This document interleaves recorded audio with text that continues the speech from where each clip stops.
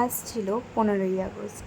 তো সকাল সকাল বোন গিয়ে আমায় ডেকে বলে, দিদি একটাবার বাইরে চল, গিয়ে দেখ আমরা কি সুন্দরভাবে জায়গাটা সাজিয়েছি। আমি প্রথমে মজাভাবেই নিয়েছিলাম যে ছোট মানুষ, ওরা কী বা করবে। তো বাইরে এসে দেখি সত্যি কি সুন্দরভাবে ওরা সাজিয়ে গুছিয়ে নিয়েছে জায়গাটা। আবার সবাই বলছিল ওরা নাকি নাচও তুলেছে, ওরা নাচও করবে। জানো তো, এই দিনে ছোটোবেলায় আমিও নাচ করতাম, গান করতাম, আর স্কুল যেতাম বিস্কুট আর লজেন্সের লোভে। আর আমার মা সকাল সকাল আমাকে ঘুম থেকে তুলে গুছিয়েও দিত। তো ঠিক তেমনই আমার বোনের মধ্যেও এই গুণগুলো আমি দেখি। তো দেখো, সকাল সকাল তো বাইরে চলে আসলাম, আর এই মহাশয় আমার কোলে আসবেন না এটা কখন হতে পারে? সারাটা দিন আমার কাছে থাকে, একটুও কোল থেকে নিচে নামতে চায় না। ঘুমাতে যদি ওকে ঘুম পাড়ানো হয়, বিছানায় শোবে না। যাই হোক, এবার চলো আমরা একটু নাচ দেখে নিই, ওনার ব্যাপারে পরে বলবো।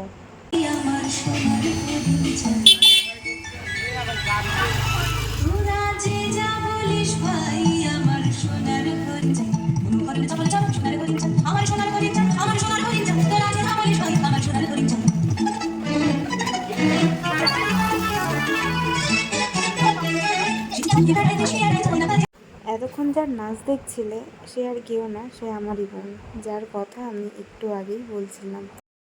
দেখো, এখানে তো নাচ গান সবই চলছে। তো সবাই ওদের বলছিল যে অনেক তো বেলা হচ্ছে, এইবার তোরা পতাকাটা তুলেই ফেল। তো ওরা পতাকা তুলতে এসেছিলো, তো পতাকা তোলার আগে তো গান করতে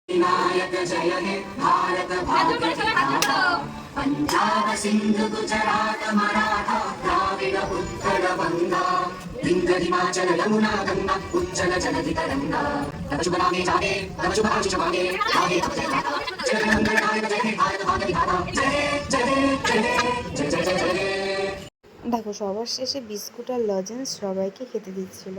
তো আমি আর প্রীতি বারবার বলছিলাম, আমার দাদার মেয়ে, বারবার বলছিলাম আমাদের কি দেবে না। তো আমি কিন্তু ওই কারণেই দাঁড়িয়েছিলাম যে বিস্কুট আর লজেন্স নেবো বলে।